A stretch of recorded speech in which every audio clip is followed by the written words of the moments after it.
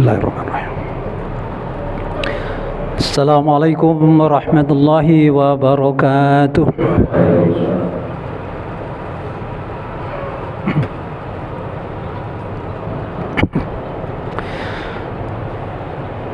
Innal hamdalillah nahmaduhu wa nasta'inuhu wa nastaghfiruh wa na'udzu billahi min shururi anfusina wa min sayyiati a'malina man yahdihillahu fala mudilla lahu wa man yudlilhu fala hadiya lahu wa la haula wa la quwwata illa billah.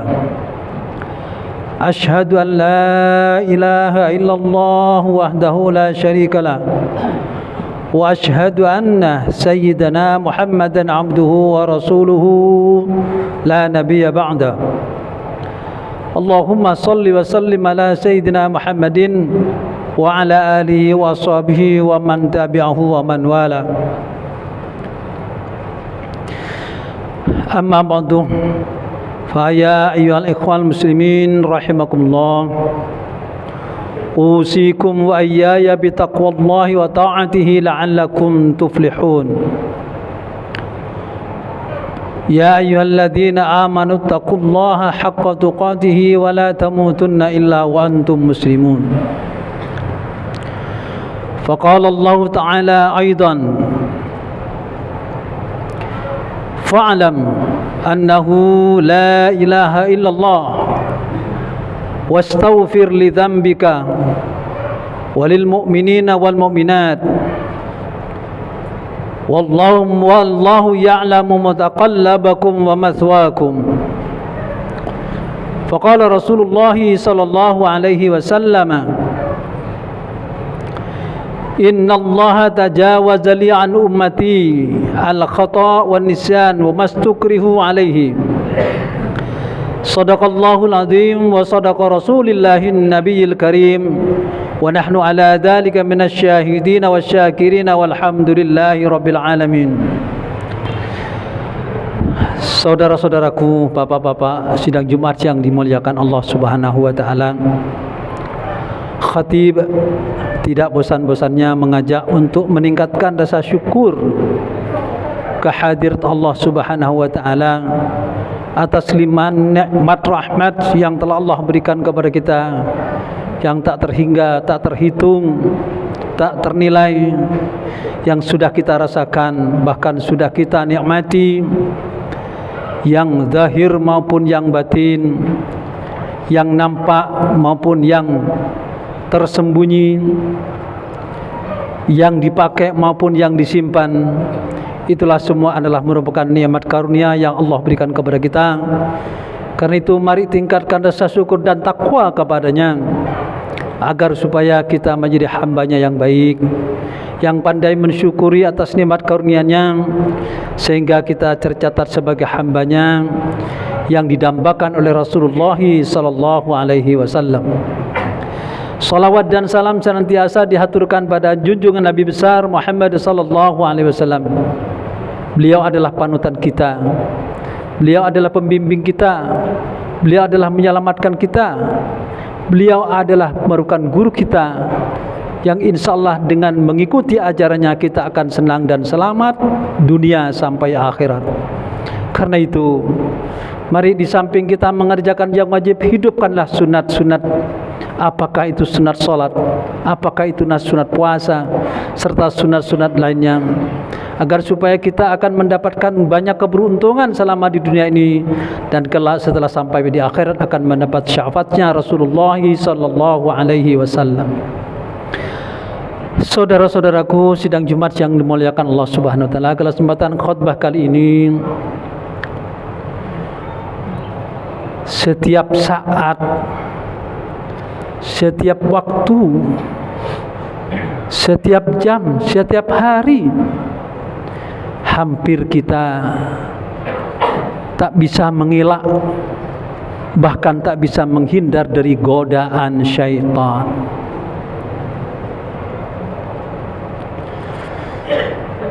Dalam ilmu filsafat dikatakan bahwa dalam kehidupan kita sehari-hari ini cenderung ingin berbuat salah, atau berbuat dosa. Oleh sebab ada 3 makhluk Allah yang terkutuk, yang sudah Allah berikan kesempatan kepada kita, yang Allah sudah berikan kesempatan kepada syaitan untuk menggoda kita. Di mana 3 makhluk Allah yang terkutuk itu antara lain syaitan. Yang syaitan itu ada 2 jenis, yaitu minal jinnati wan nas, ada syaitan bangsanya jin dan juga ada syaitan yang bangsanya manusia. Kemudian makhluk Allah yang terkutuk kedua adalah jin. Jin adalah begitu pandai merayu manusia, begitu pintar mengelabui manusia, dan jin akan menjanjikan kepada kita kesenangan dunia, tapi akan menjadikan kecelakaan nanti setelah sampai di akhirat. Apa yang kita minta dengan jin diberikan. Apa yang kita minta dengan jin dikasih, tanpa bekerja keras, tanpa meras keringat membanting tulang.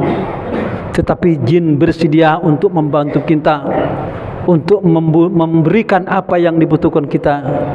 Tapi itulah disebut dengan tipu daya, yang hakikatnya adalah mencelakakan kita, yang hakikatnya adalah menjatuhkan kita, menjerumuskan kita, agar supaya nanti kita akan menjadi temannya setelah sampai di akhirat, yaitu di dalam api neraka.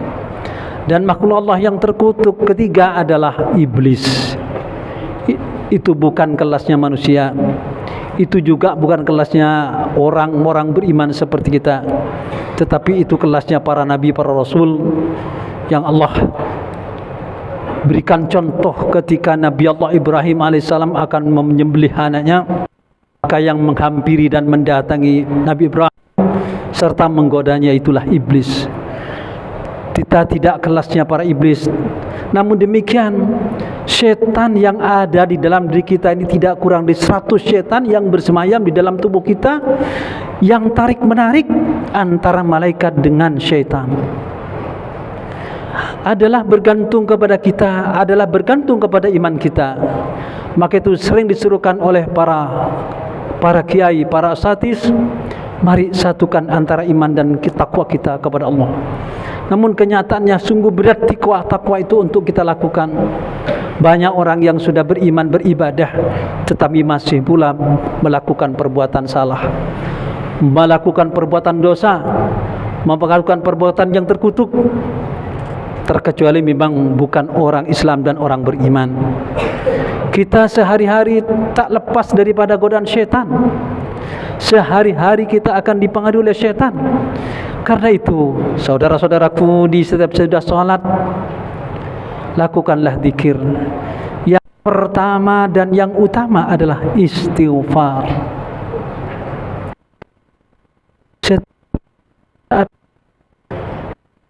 Lolos dari godaan syaitan dengan beristighfar, insyaallah taala itu sebagai pencegah dan mengusir syaitan yang ada di dalam diri kita.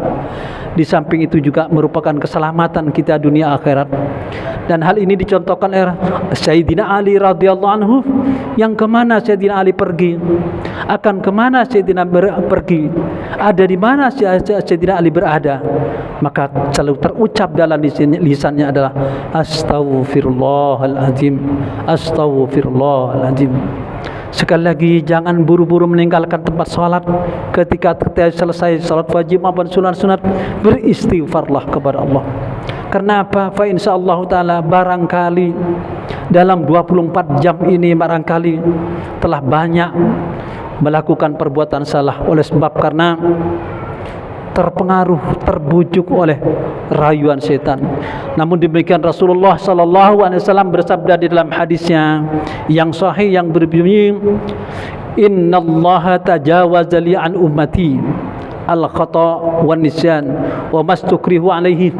Sesungguhnya Allah sudah memaafkan atas perbuatan-perbuatan umat Muhammad, umatku, yaitu perbuatan dosa dan salah, dan sesuatu perbuatan yang dipaksa untuk melakukan.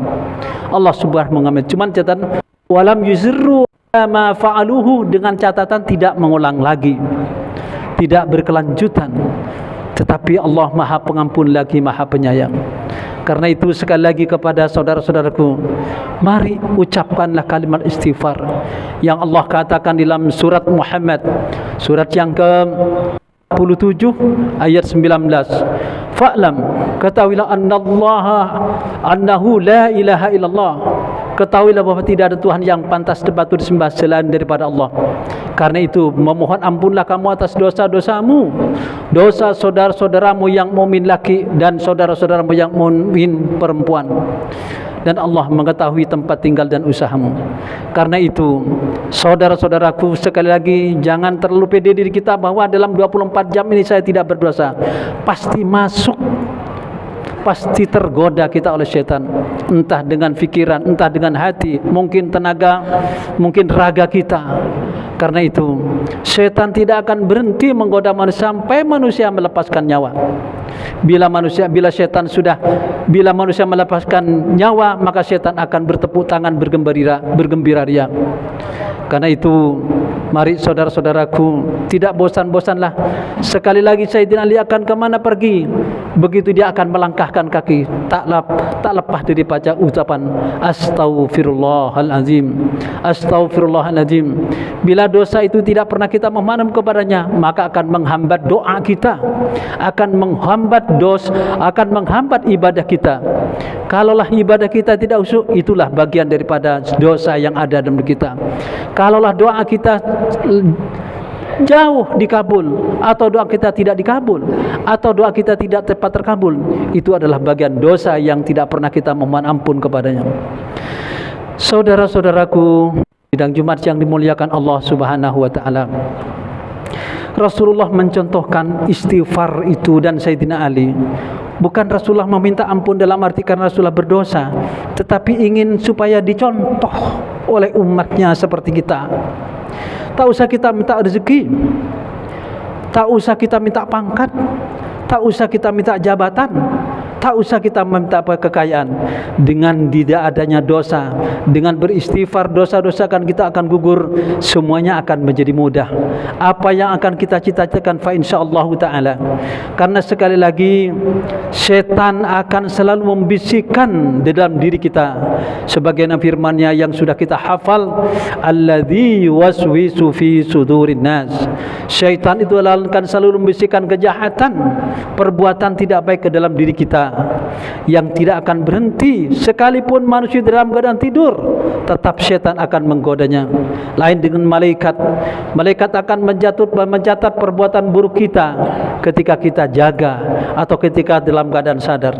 Tetapi syaitan, walaupun dalam keadaan tidur, tetap syaitan akan menggoda manusia.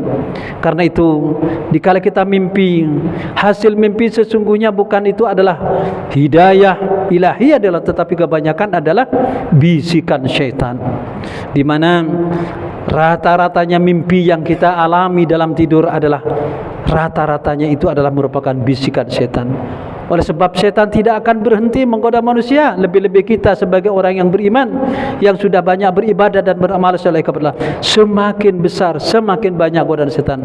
Karena itu bukan siksaan, namun Allah menguji, yang sesungguhnya Allah akan menjanjikan sesuatu yang lebih yang akan diberikan kepada kita. Namun kuasa Allah akan menguji terlebih dahulu sebelum nikmat karunia itu diberikan kepada hambanya yang dikehendaki. Dalam kitab Ihya Ulumuddin kalangan Imam Ghazali, ada 3 macam hal yang terjadi kepada manusia di dunia ini, khususnya kepada kita orang beriman. Apa itu? Yang pertama, apa kata Imam Ghazali yang begitu mudah dikerjakan dan ringan dikerjakan adalah dosa. Yang kedua kata Imam Ghazali, apa yang paling berat dalam pundak kita yang kita pegang dan kita pikul adalah amanat.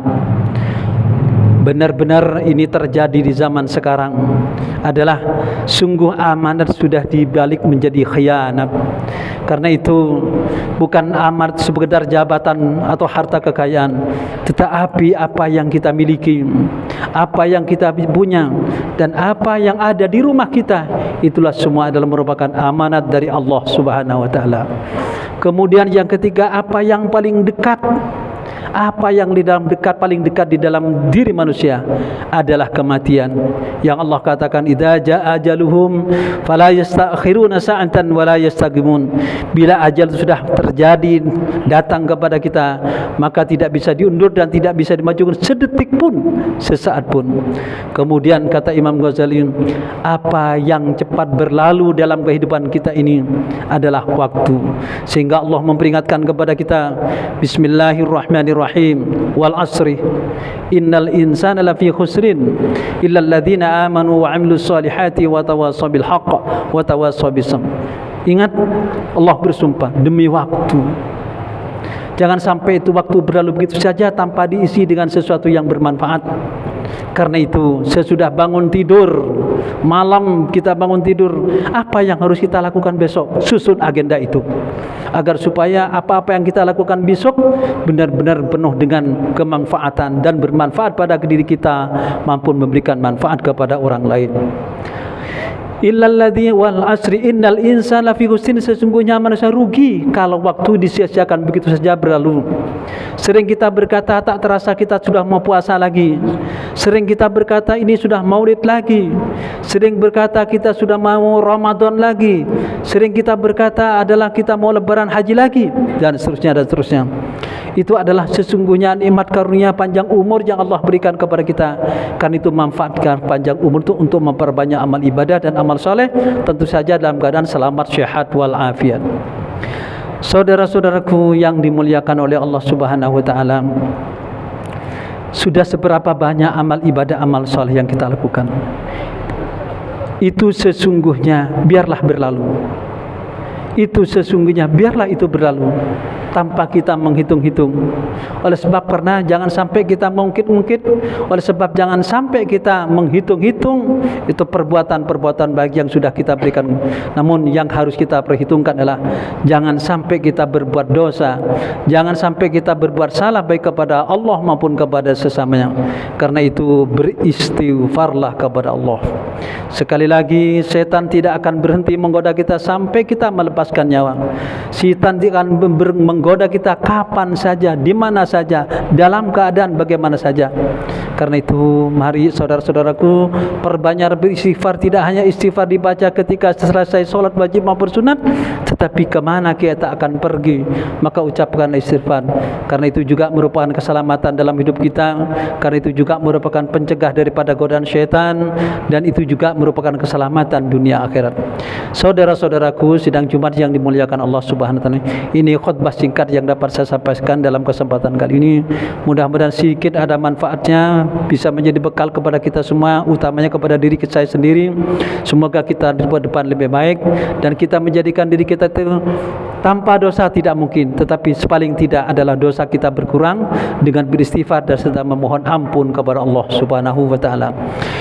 Inna asal kalam kalamullah malikal alam, wallahu subhanahu wa ta'ala yaqul wa biqaulihi yahtadil muhtadun wa idza quri'al quran fastami'u lahu wa ansitu la'allakum turhamun.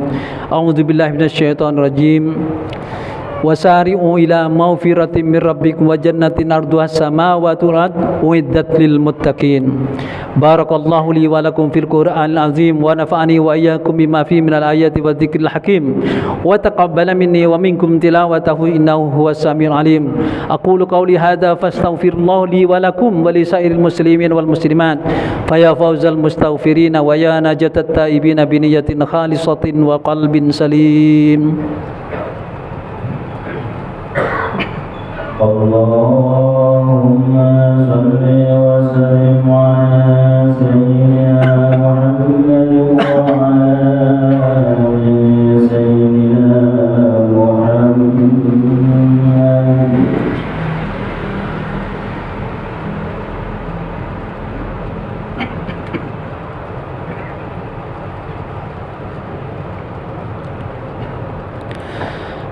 Alhamdulillah hamdan katsiran kama amar. Asyhadu an la ilaha illallah wahdahu la syarika lah, iqraran bi rububiyyatihi wa irghaman liman jahada bihi wa kafar.